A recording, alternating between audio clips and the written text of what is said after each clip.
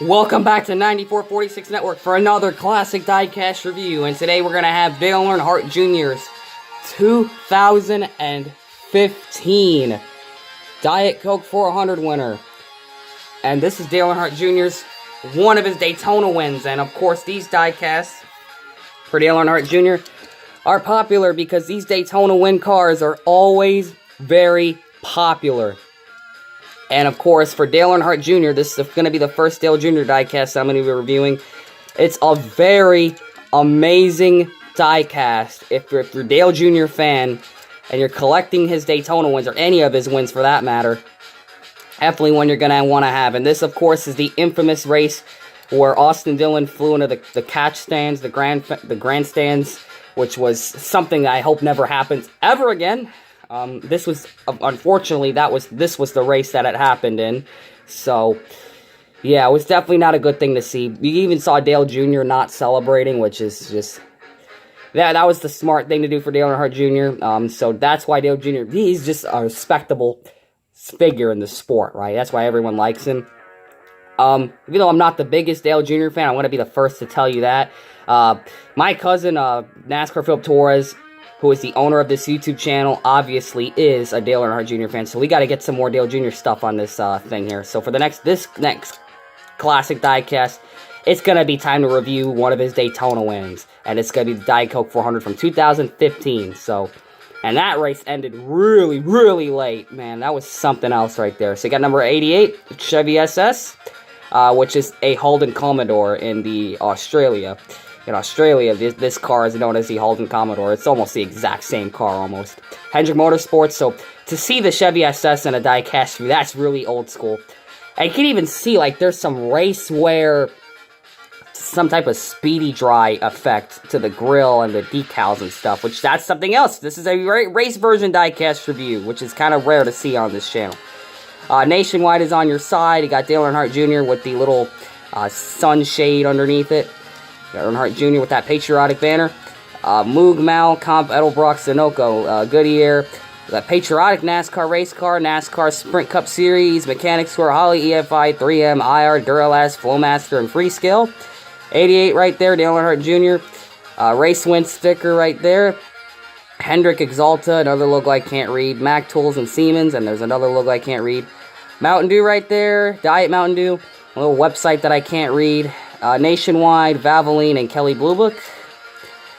Valvoline covered up in the confetti, the rear view camera. Chevy Nationwide is on your side, SS88. And with the fake exhaust pipes. Nationwide is on your side, all covered up in confetti right there. Nationwide, number 88. And now it's time to do this diecast review of the paint scheme first. So this car is sprayed black, which is an iconic Earnhardt colors, the color black. And of course, for the paint scheme, it starts out with the blue splitter and the blue all around this car towards the front. It's got the 2 stars right there, and it's got some like silver etching to it. I believe that's what it's called, that silver type of like outline to it. And it also has like some type of effect to it, if I can get close to it. Some type of effect to that makes it look really good. It's got a little hexagon pattern. I can't really get close to it, but I'm going to try my best here. Yeah, that's definitely what it is. You have all across this, that's pretty much like an American flag. So the front half kind of starts off with the American flag stars. And then both of the sides just continue as the stripes, which there's 2 of them because that's all you can fit on the side of this car. For the number, you have the blue outline. It's definitely an interesting type of dark Nationwide blue with the chrome, like, and this is the thing with the Earnhardt cars, Dale Jr. in particular.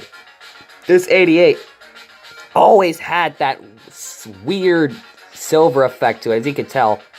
It's got like little spots in it. Let me see if I can go get close to it. Yeah, that's definitely something that's been on the Nationwide cars for a while, and it definitely looks weird. It makes my eyes feel weird looking at this 88. The way it is, and it's slanted forward because this is not Alex Bowman, for any new NASCAR fans out there. The side has an even thicker shadow to the number 88 right there, as you could tell. And it's pretty much all black, and in the back of it, just an all black back to it, an all black deck lid, an all black roof.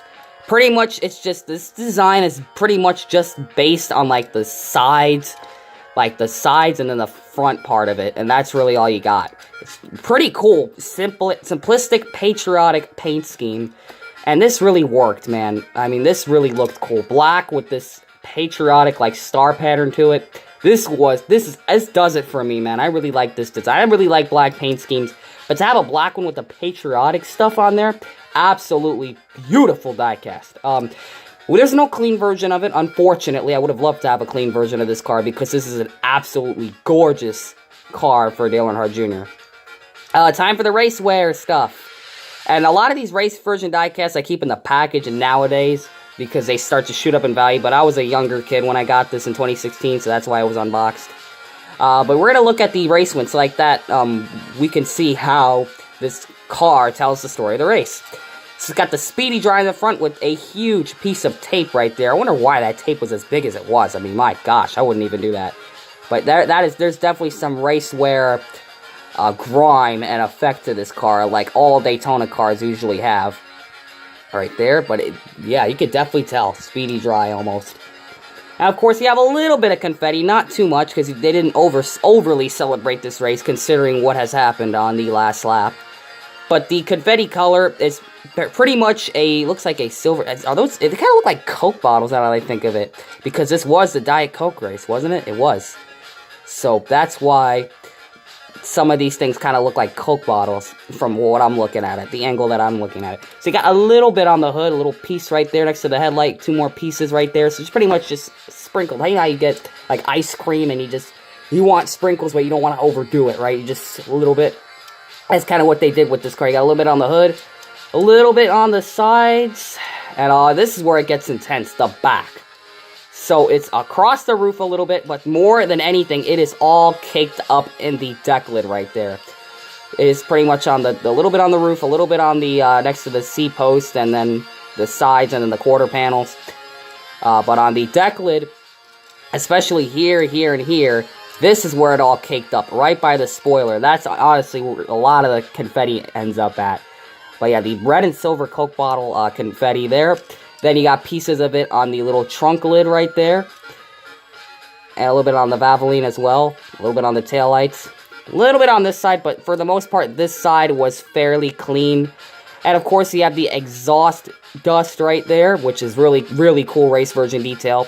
Got the arrows, you can tell where to lift him up. The pit crew can see where they can lift him. The side skirts have detail. As you can see right there, more than just a little arrow, you can actually see the little bolts and everything to it. If you look close enough, there is a little bit of body detail. Unlike the normal diecast, you can see like parts of the diecast, like the side skirts are detailed. And, you know, stuff like that. But that's cool, the little exhaust dust right there. But this side did not get a lot of confetti. It got a little bit like over here, and then a little bit on the 88. And then I guess it's a little bit right there, I don't know. A little tiny bit right there.